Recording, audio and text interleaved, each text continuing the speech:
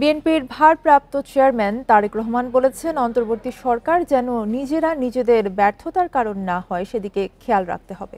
আন্তর্জাতিক গণতন্ত্র দিবস উপলক্ষে রাজধানীর নয়াপল্টনে আয়োজিত সমাবেশে ভার্চুয়ালি যোগ দিয়ে তিনি একথা বলেন।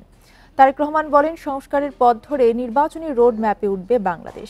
তবে এই সরকার যেন পথ হারিয়ে না ফেলে সেদিকে খেয়াল রাখতে হবে। সমাবেশে তারেক রহমান আরও বলেন, গত 15 বছরে এদেশে মাফিয়া শাসন কায়েম করেছে আওয়ামী লীগ। বিচার বিভাগ সহ প্রতিটি প্রতিষ্ঠানে ফ্যাসিবাদ কায়েম করেছে তারা। পতিত স্বৈরাচার পলায়ন করলেও তাদের দোসররা এখনো রয়ে গেছে। তারেক রহমান বলেন, ইসি প্রশাসন এমনভাবে সংস্কার করতে হবে যেন সবার কাছে গ্রহণযোগ্য হয়।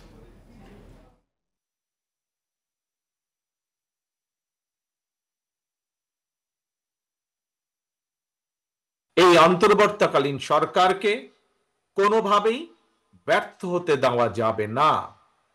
দেশে বিদেশে থেকে নানা রকমের উস্কানিতেও জনগণ অন্তর্বর্তীকালীন সরকারকে ব্যর্থ হতে দেবে না।